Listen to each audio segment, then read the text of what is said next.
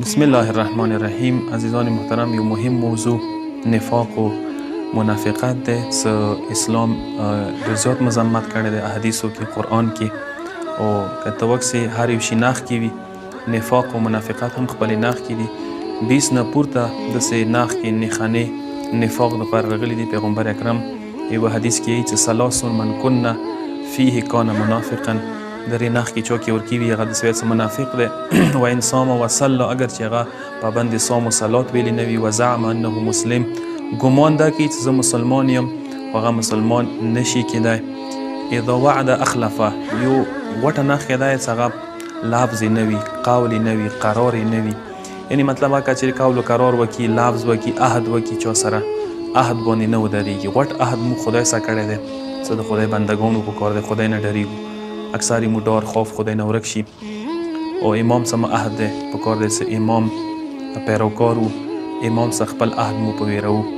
او دویم غوټه ناخ کې دا د منافق انسان څه مولایي څه بله ناخ کې دا اذا اؤتمن، کله هغه سره امانات کېږدولی شي، خانه خیانت ورکې کوي.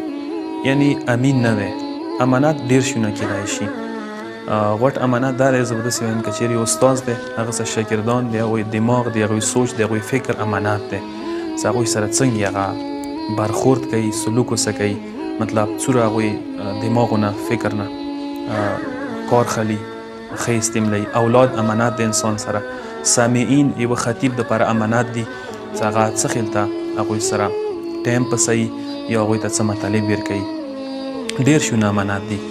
انسان سره امانتونه کېږدوای شي چې پردي امانات کې انسان څه خیل ته سلوک ورسره کوي.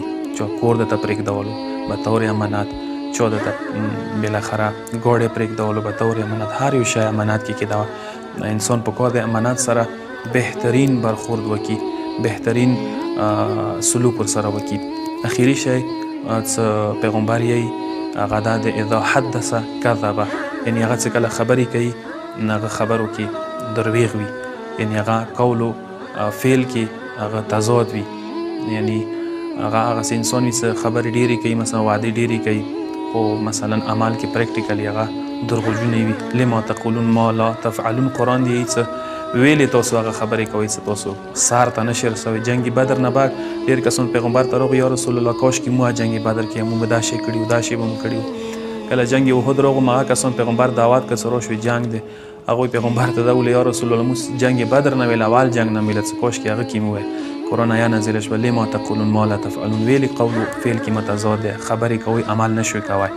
نو بهرحال خدای دې مو دغې بیمارۍ نه محفوظ وساتي چې ډېره خطرناکه بیماري ده. کفر نه پورته دی نفاق. ویلې چې کافر واضح دی، موقف واضح دی، دین واضح دی. یو نفاق والا کس دین واضح نه دی. نن که موږ یوه دا خبره وکړو بعده به نه وي.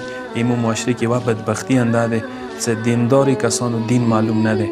یعنې پته نه لګېږي چې هغه کومې طریقې سره ځنه وخت کې عمل کوي. دینداري دي، دین یې منلی دی، خو دې په باوجود هم ډېرې بیمارۍ ورکړي دي.